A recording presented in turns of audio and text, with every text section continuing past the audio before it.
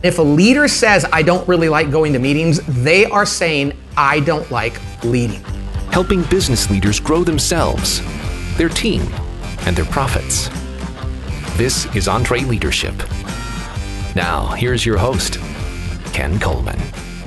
Coming to you from the Music City, this is the broadcast of Leaders, by Leaders, for Leaders. Thank you so much for joining the conversation. Excited to have back for our feature conversation one of our dear friends and one of our most popular guests, Pat Lencioni, joins us. Going to be great stuff. We're talking about some new content from Pat, and you're going to love that. Also, bringing in the popular new feature that we've been testing and you've been liking, and that is our phone calls from you. That's right, listener phone call. Steve and Joey join us on this episode, so you don't want to miss that. Let's get right to it. Pat Lencioni is probably one of my most favorite conversations I get to have in the interview context. And we're going to talk about conflict, meetings, and organizational health. We're so excited about this and him rejoining us back at Summit in 2019. So here is our conversation with Pat Lencioni. Well, Pat, good to have you back. It's always fun to have you with us and excited to talk with you today about several key leadership topics. The first one is, this is really interesting. You have over 20 years of working with CEOs and other executives and teams. There's a big misconception that leadership is a reward as opposed to what? The responsibility. And one of the things I've looked at in my career is like, why do some leaders are they not willing to do the basic tasks of their job? They abdicate their role. And I realized, in a funny way, it's because they're being leaders for the wrong reason. They do it because they see it as the end of the road lifetime award for working really hard. Mm-hmm. And so they think, well, now that I've arrived and I'm the leader, I'm the CEO, why should I have to do anything I don't want to do?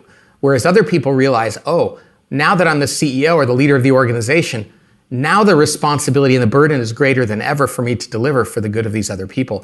And if you have a motivation that this is a reward and I've arrived, you're not going to do all the hard stuff. And if you have the idea that this is a huge burden and a responsibility, then you're going to be willing to do whatever's necessary. So that's very interesting. So how do we as humans balance this reality that if you ascend into leadership, usually that's got some more money attached to it. Obviously, it's got more responsibility, which you're talking about, but it also has a little bit of status. And all those things are good if kept in check.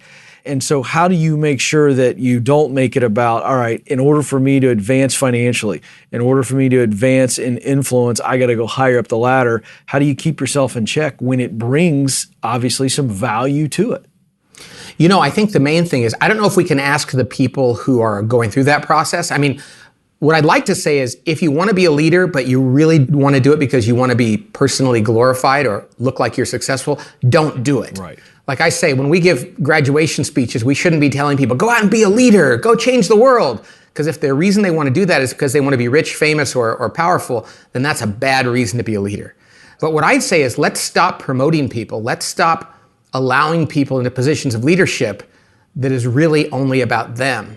And from now on, when people talk about servant leadership, we should stop talking about servant leadership because it's the only kind of leadership there is. Right. It implies that there's another kind that's valid, and there is no other valid kind of leadership.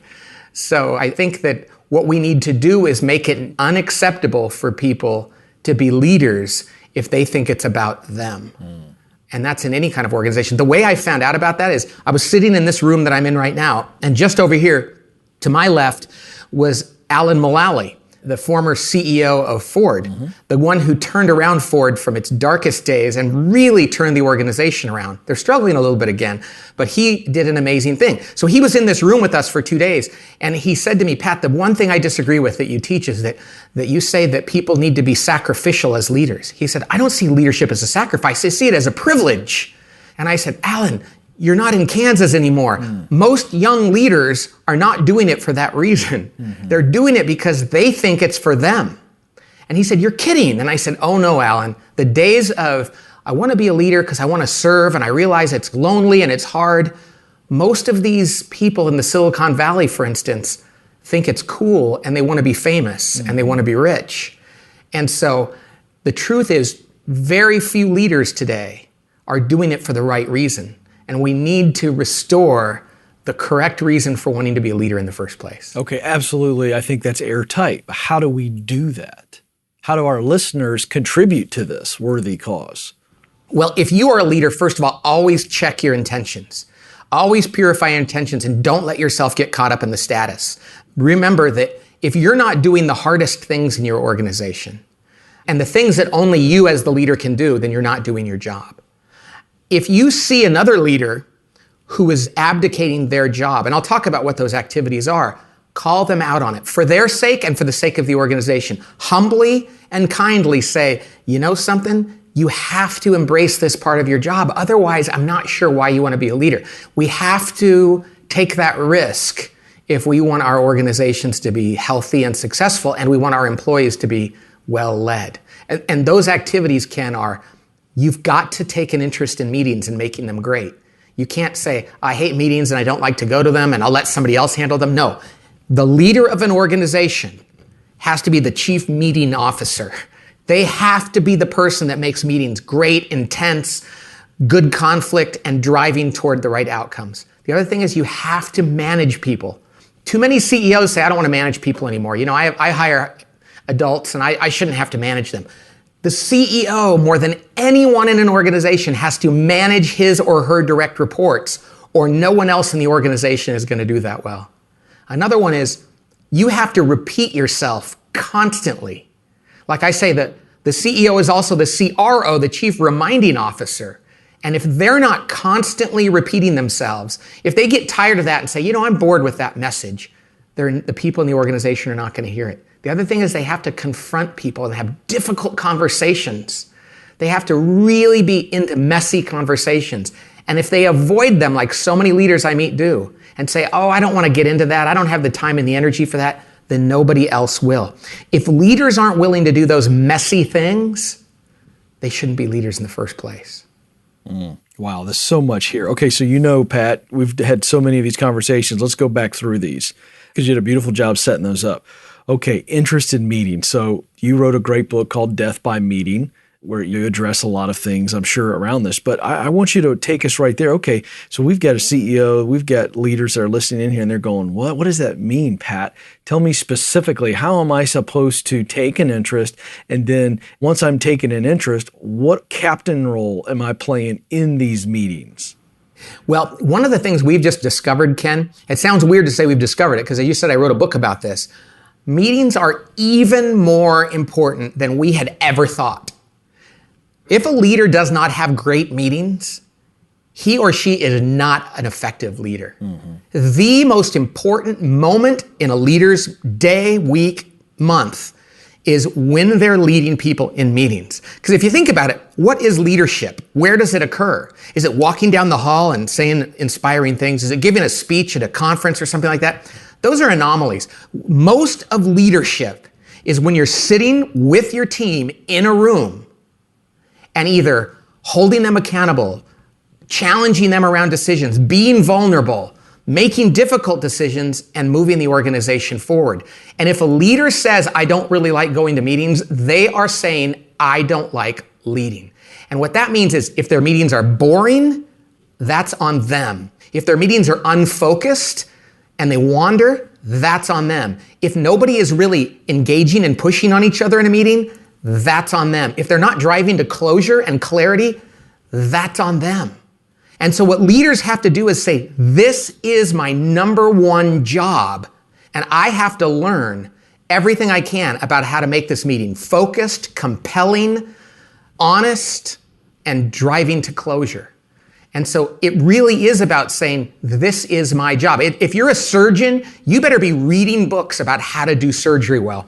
If you're a football player, you should be studying other people that are good at football and learning about how to do that. If you're a leader in an organization, you should be reading about how to make my meetings great, because that is where you lead.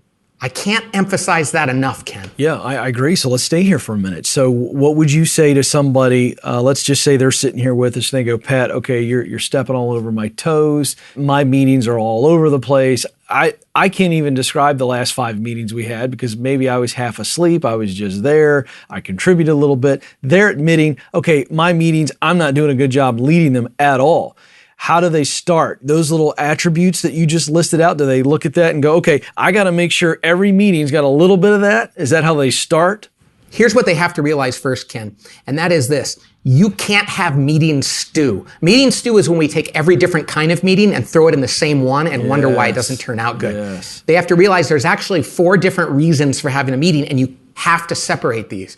One purpose to have meetings is just to catch up with people on what's going on. You should do that for 5 minutes every day. If you work in the same location, just get together in a room and go, what are you doing? What are you doing? How was the game last night? What did you think about this? Hey, where's Fred? Oh, he's traveling. Great. Enough. Don't sit down. Don't have an agenda. It's just shooting the stuff and getting on the same page and kind of getting in touch with each other. 5 minutes a day, no more. Don't do that at your other meetings and waste time. If you're doing that every day, when you get together for meetings that need to be more focused, you're going to go there.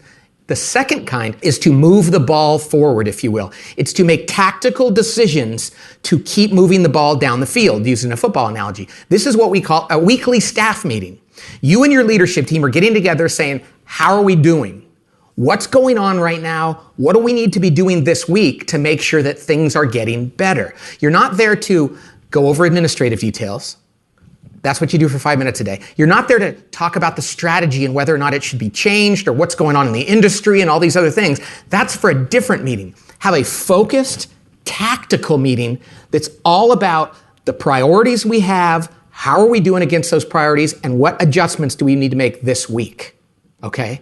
That has to be completely tight. If we're letting administrivia and strategic issues and brainstorming and other things leak into that meeting, that's how it gets unfocused. And that meeting right there, that weekly staff meeting, is by far our most important one. We need to limit it to tactical subjects. We need to have a very limited number of things we're going to talk about. We need to go there and assess how we're doing first before we put together an agenda. Then we need to say, now we know what we have to talk about. Let's talk about the right things. So that's a whole bunch of stuff. And before we get into that, the next kind of meeting we need to have is occasionally, and maybe it's once a month, maybe it's a couple times a month. It really depends on what's going on. We need to have these bigger picture, strategic, thematic meetings where we're talking about one big, hairy topic, a competitive threat, a big change in the market, a need for a new strategy.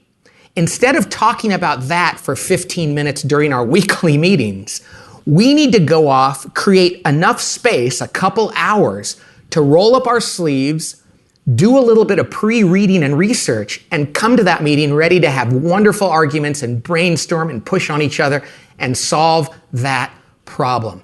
But too many leaders try to include strategic topics because they're the most interesting, and they mix them in with tactical topics and administrative ones, and it just doesn't work.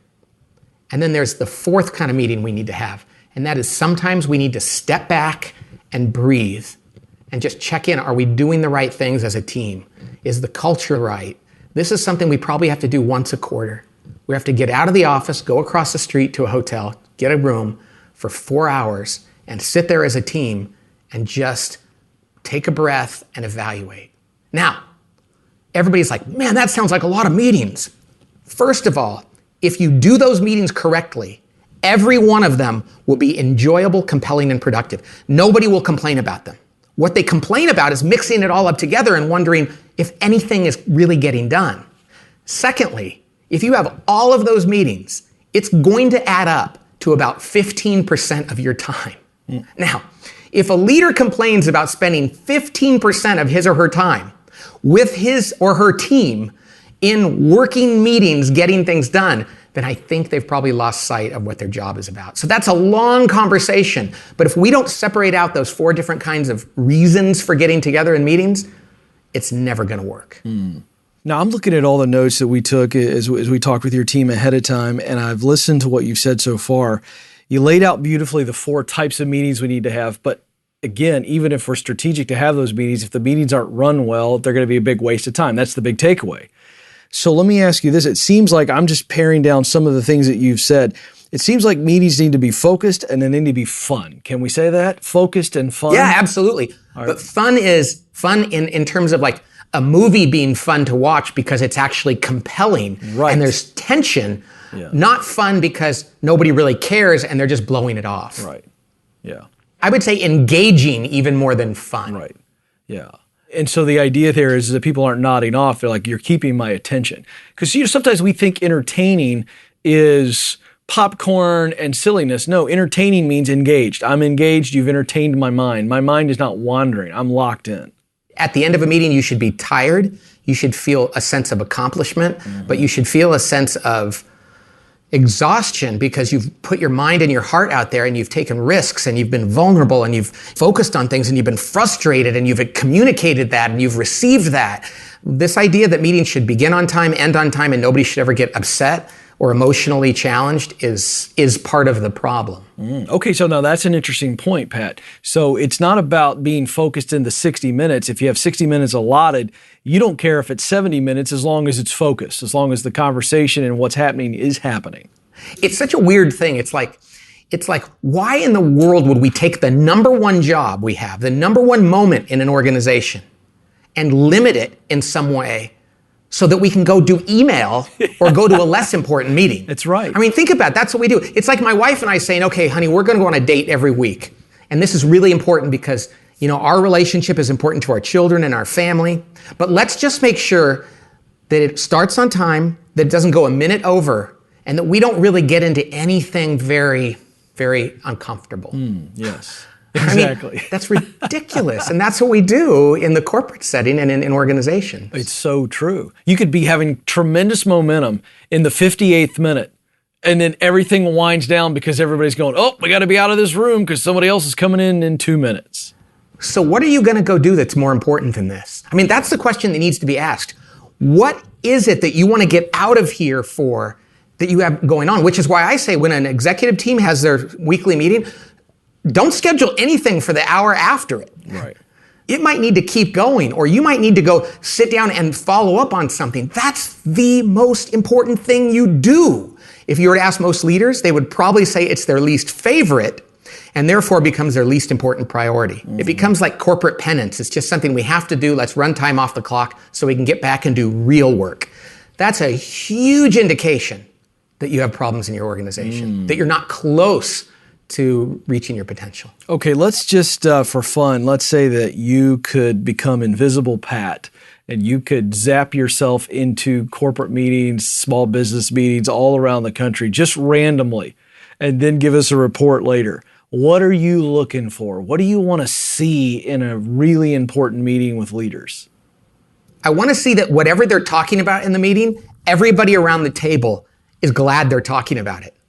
I want to see that bubble in their heads where they're not thinking, what the hell are we doing listening to this presentation for? We should, and you know how you avoid that? Is at the beginning of your meetings, you don't have an agenda. You start the meeting by saying, let's go over our top priorities and let's evaluate them. We like green for good, yellow for it's doing okay, red for it's bad.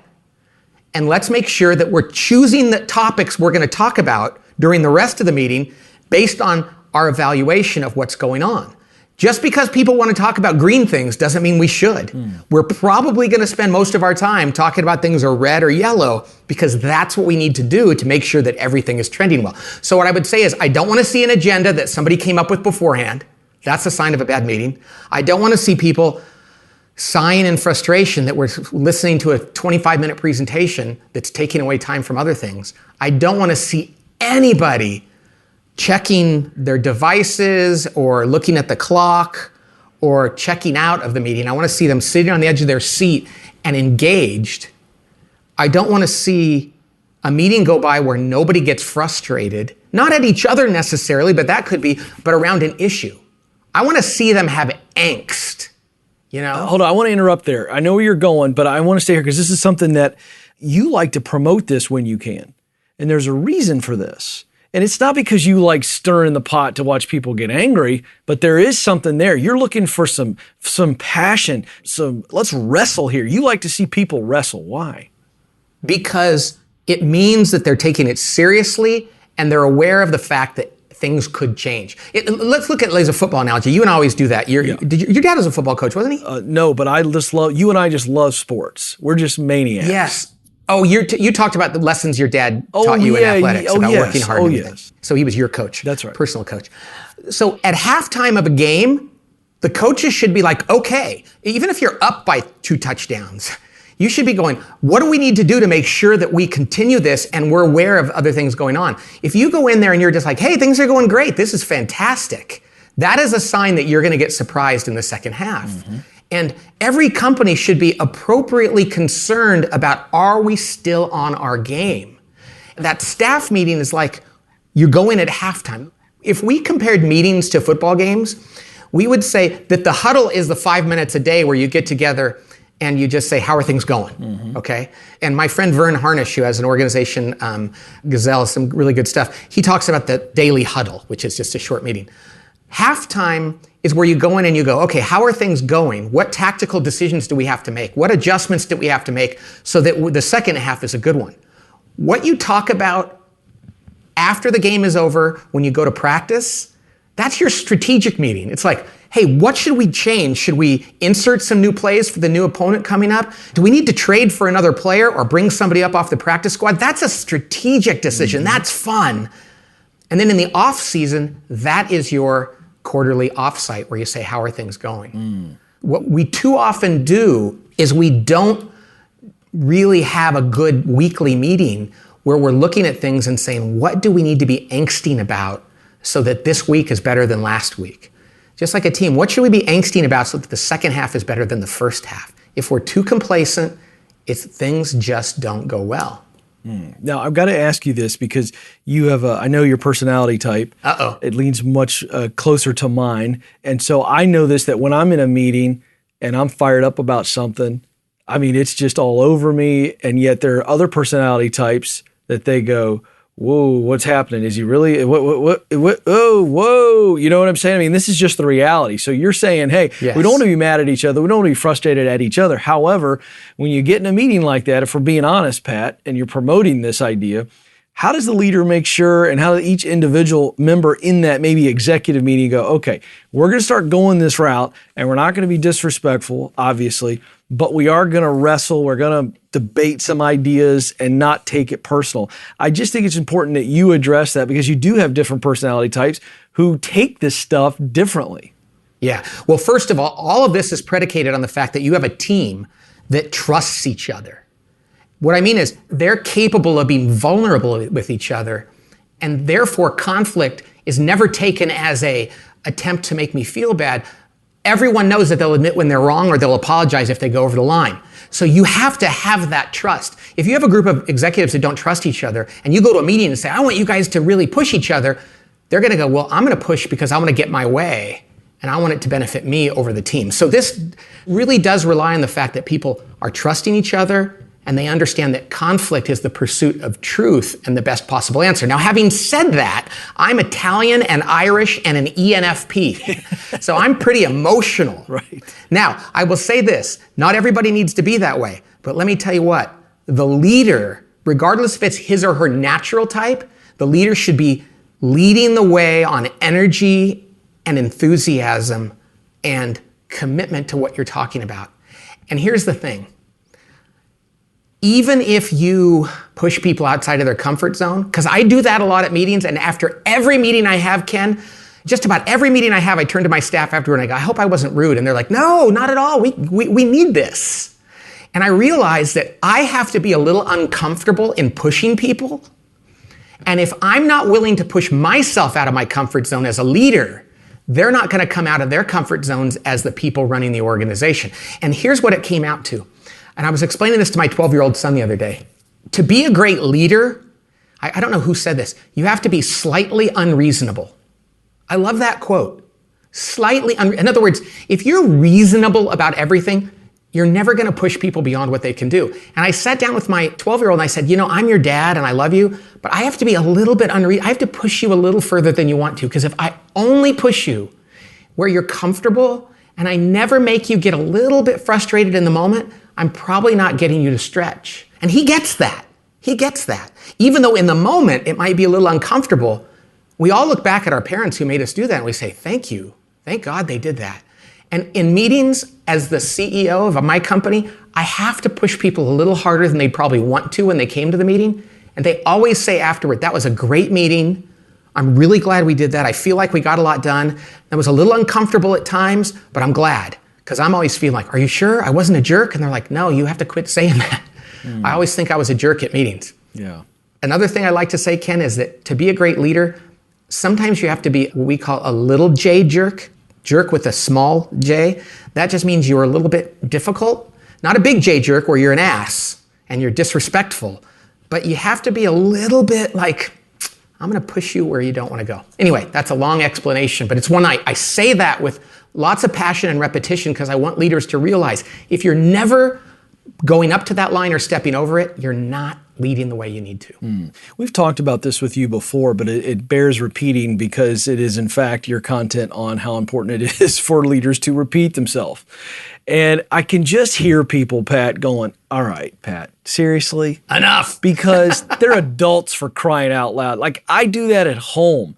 I mean, I got 3 kids. I gotta remind my 12-year-old every stinking day to put deodorant on. I'm about ready to jump in front of traffic. All right, that's just me personally. All right, so everybody's got that, right? With like, okay, Pat, I'm a parent. I repeat myself enough. If I've got to repeat myself at work, I'm going to go absolutely loony. Pat, come on. Why do I have to repeat myself so much? To really step back from it, I'm guessing more than a couple of your people listen to this might go to church. Yeah.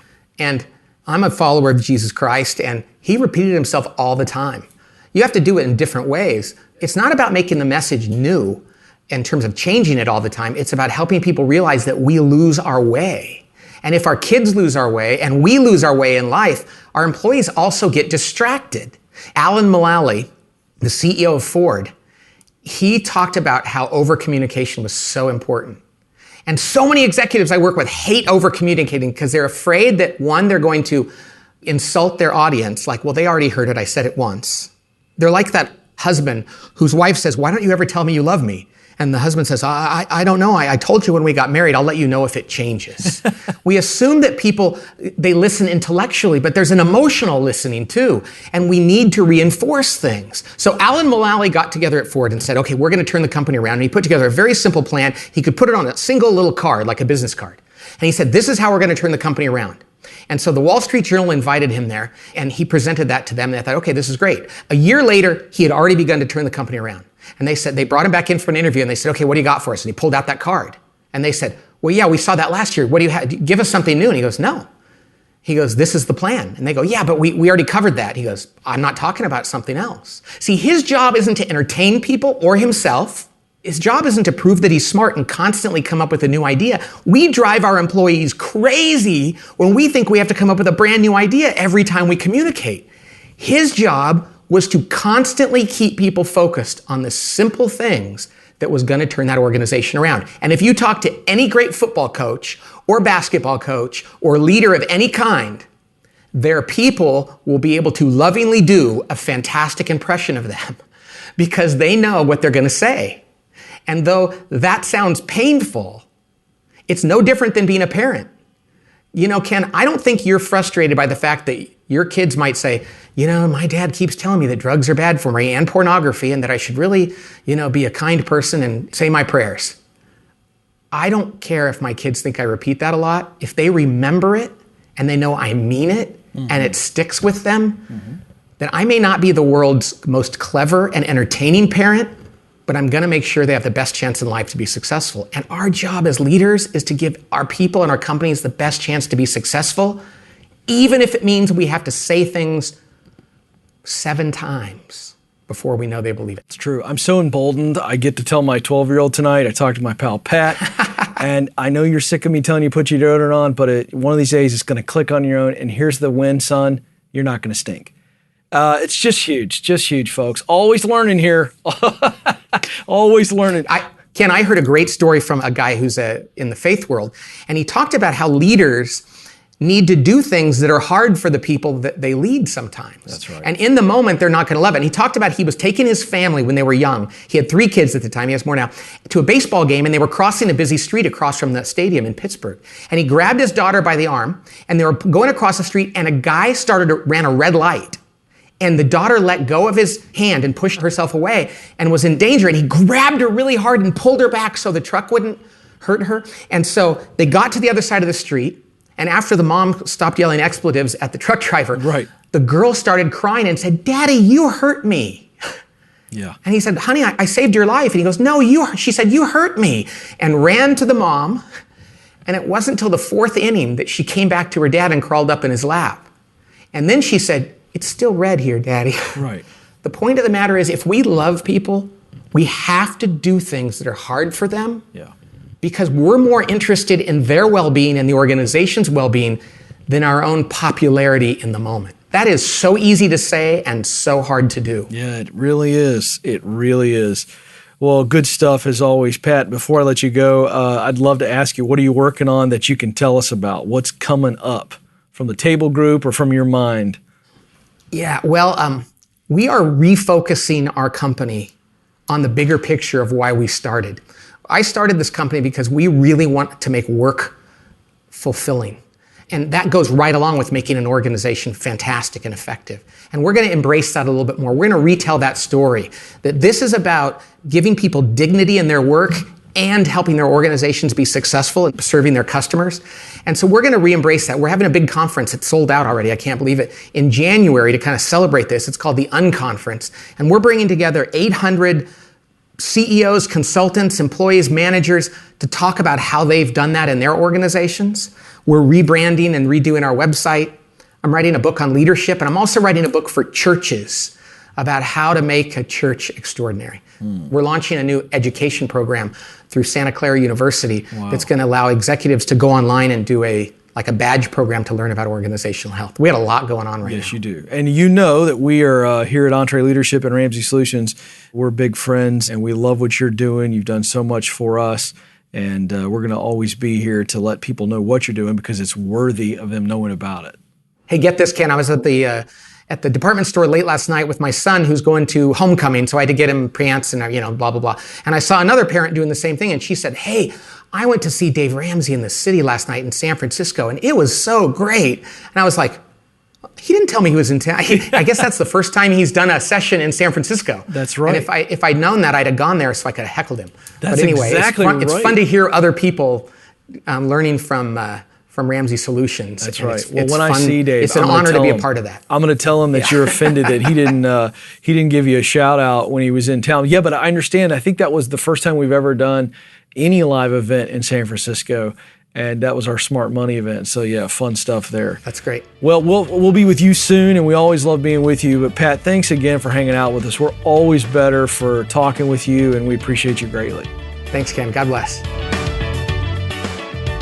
Big thanks to Pat. Always love when he joins us. I told you before the conversation that Pat Lencioni is going to be joining us at our Summit 2019. This is our premier event.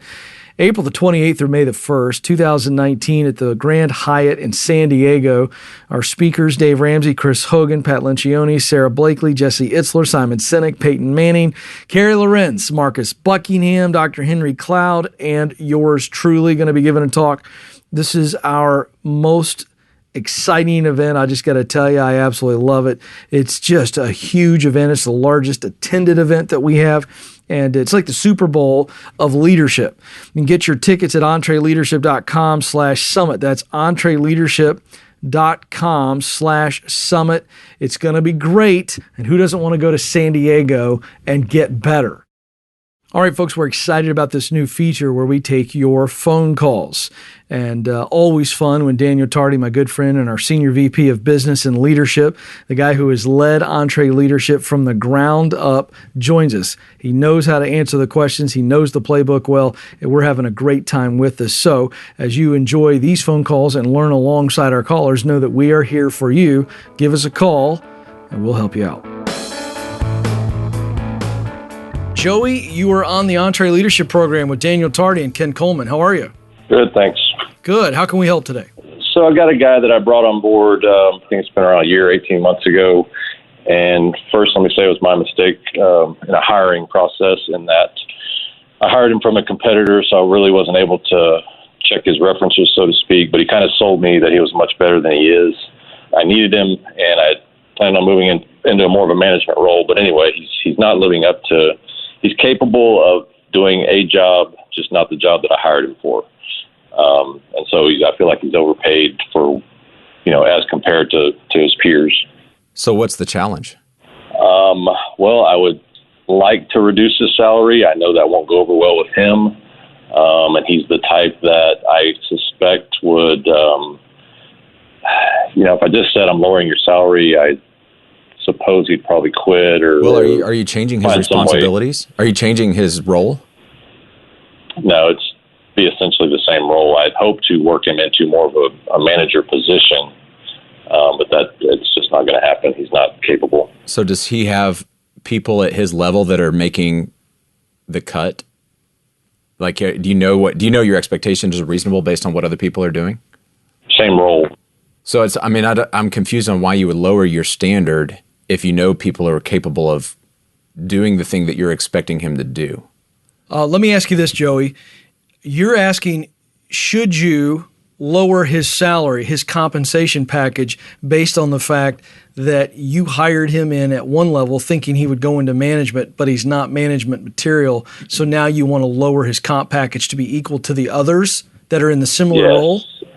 And I've warned him after, reviewing his work and just said, look, dude, you're not worth what I'm paying you. And I've tried, I didn't put it just like that, but I've told him you've got to be better than this, for what I'm spending for your services. You've got to be better than this. So what are you worried about? What are you worried about? If you do this, what are you worried is going to happen? I can hear the fear in your voice.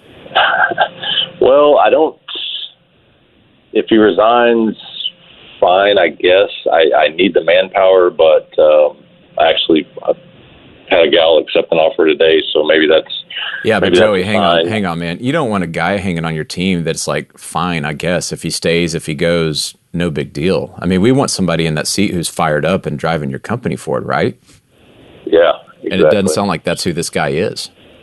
Yeah. So we're not talking about whether we change the comp or not. That's a safe way around not having to deal with the real issue. The real issue is you have expectations of somebody in that role who is going to lead this area forward, whether they have a title or it's just by getting killer results as a rank and file guy. He's not ringing the bell. You've overcommitted on bringing this guy in, and now we aren't talking about it, and we're going to kind of come around the side door by giving the guy a demotion. I think you got to get down to the real issue and say, hey, your performance isn't there. We need to talk about if you really need to be here or not. Then if he comes back and says, dude, I love this place. I want to be here. I'm teachable. I'm humble. Show me what I got to do. Now we can talk and we can say, hey, we need to get your pay aligned with your performance for the season and then bring you back up. But if this guy's going to be defensive and react negatively to a conversation about performance, he may not need to be on the team to begin with. I suspect what he would probably do is, accept the lower pay and all the while be looking for a new job, would be my guess. Well, that may happen, but if I'm you, I don't want somebody on my team who's just kind of fine, whatever, in any particular role. I want champions who are driving the whole thing forward. And if he's playing kind of passive and going, all right, I guess I'll do this, fine. I don't want fine anywhere on my team. I want fired up. And so if I'm you, I'm really pressing to figure out, where is this guy's heart at? Does he want to be in the company? Does he want to be a part of the solution? If not, I don't want to flirt around with, let's tweak your comp and let's kind of bring you down in terms of lowering my expectations for the person in that role. I'm going to keep my standards high. In fact, I'm going to raise my standards. I'm going to give you grace to get up to that standard, but I'm not going to acquiesce because you don't bring the results. And then we got to figure out how to just kind of tolerate this by messing around with your pay. Listen, Joey, you're worried about manpower. You're not going to miss payroll. You're not going to go south because you get rid of this guy. That's a common fear that we hear here, so you can't let that fear drive you. You talked yourself into the solution right here with Daniel Tardy, and that was, I just hired a gal, so maybe she could step in and fill the void. I would suggest that your instincts are right. So again, Daniel Tardy, great advice. Yeah, and we see this a lot, Ken, and if you're listening out there, just remember that desperation If we give ourselves one solution, this is the only thing that will allow us to fix this problem, then we're going to make the wrong decision. If we go, hey, look, there's options. Somebody else can fill this role. If I didn't have this person, would I put them back in this role? No way. Then get rid of the person, suffer through the pain for a month or two till you find the person to fill that seat. It's uncomfortable, yes, but it's way better to do it that way than out of desperation, hang on to a loser the whole time you know they don't need to be there. Let them hit the door, fill the seat. This happens all the time in business. You can do it. All right, if you want to get your question answered, there is no limits here. You've got a business question, Daniel Tardy and myself, we are here for you. We're excited about this new opportunity here on the show. So here's how you get in, 844-944-1070. That's 844-944-1070. Leave a voicemail and our team will get with you. You can also email podcast@EntreLeadership.com, podcast@EntreLeadership.com. Say, hey, I need help.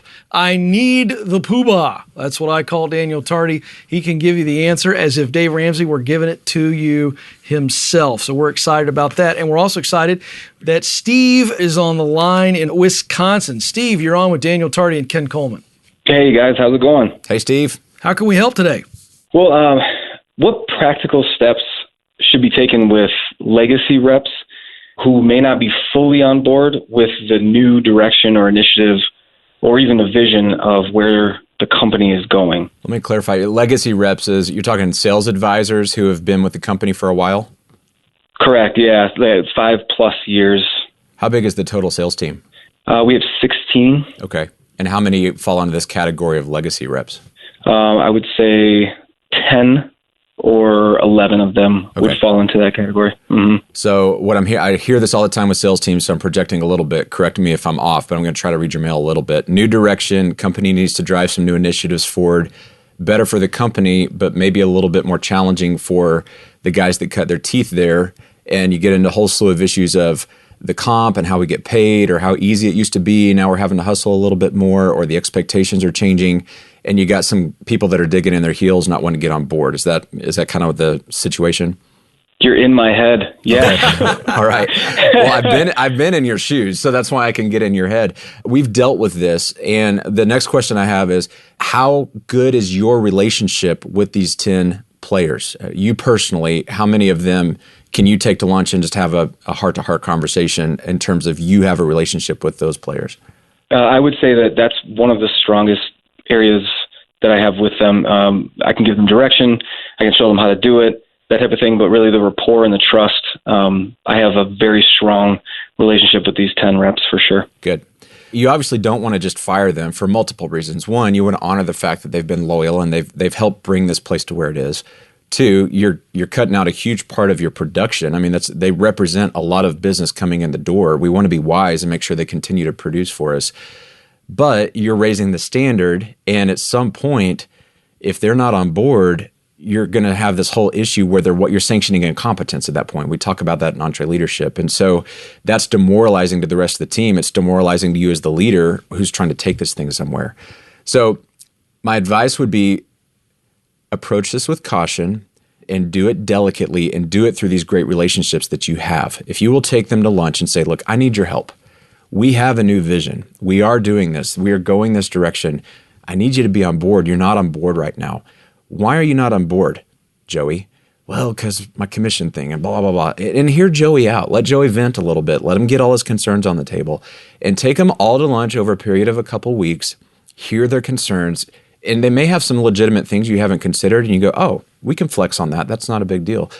But what you're also doing is making sure they know that you're committed to them, but you're also committed to the change for the greater good of the company. And what I'm going to tell everybody in that bucket is, hey, in 6 months from now, everyone on the sales team is going to be at this standard. They're going to be believing in where our vision is at. They're going to be bringing the metrics and the results that we're expecting in terms of call volume and activity. They're going to do what this company is doing. And we want that to be you. All 10 of you. We want you in that seat doing this thing. In fact, you're leaders here for the rest of the team because you were here first. I'm counting on you. I need your help. But in 6 months, we will all be doing those things. And if you can't rise to the occasion and step up to the plate, we're going to have a different conversation, which is, why are you not going where we are going? Because we are going here. And you can, maybe get it down to just a couple guys who have bad attitudes, and maybe they have to churn out. But it's not a big drastic cut at that point. And a lot of them have had the chance over a period of time. You continue to turn up the accountability and get them there gradually. If you try to do it too fast, like you said, you'll kind of cut your nose off in spite of your face. But do it over a period of a few months. Do it through relationships. And I think you'll be surprised at how much of them you can get on board. Good stuff. Thank you, Steve, for the call. And for those of you that are listening in, you're going, hey, man, I've got questions. I need the EntreLeadership play. We'll open up that playbook and tell me what I'm supposed to run. That's why we're doing this. Daniel Tardy going to be with us on a regular basis. We want to do this every episode. So here's how this works. You've got a question, 2 ways to submit the question. Our team will get it lined up, and we will put you on the program. 844-944-1070. That's 844-944-1070. Or you can email us, podcast@EntreLeadership.com. Daniel Tardy, thanks for stopping by and joining this. Thanks for having me. Looking forward to having you in and answering more questions. Our friends at Infusionsoft have got a great resource for you this episode, the Collect and Consult ebook. So have you ever created an email campaign? Some of you are saying yes, some of you are going no, because the idea is just dreadful. Well, here's the good news. This will absolutely help you create an email campaign that will turn into leads, and that is the whole point. This is an ebook, and our friends at Infusionsoft have forgotten more about email campaigns and lead generation than most people will ever learn. This ebook is going to teach you how a Collect and Consult campaign works, how to create your own lead magnet, and how to set up an email series. This is the way to get started. You can get the link in the show notes at episode 291. All right, folks, that's going to do it. On behalf of the entire EntreLeadership team, thank you so much for listening. We'll talk with you again very soon.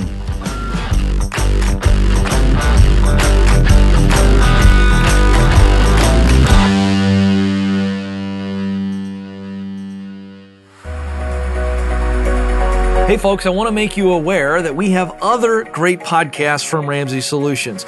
Here's a sample of Christy Wright's Business Boutique podcast. Hey, I'm Christy Wright, and I help women all over the country take their ideas and passions and hobbies and turn them into profitable businesses. If you have an idea in your head or a dream in your heart, and you've ever wondered if you could make money doing it, I'm here to help. Join us on the Business Boutique podcast, where we are equipping women to make money doing what they love. If you'd like to hear full episodes, just search Business Boutique in iTunes or go to businessboutique.com.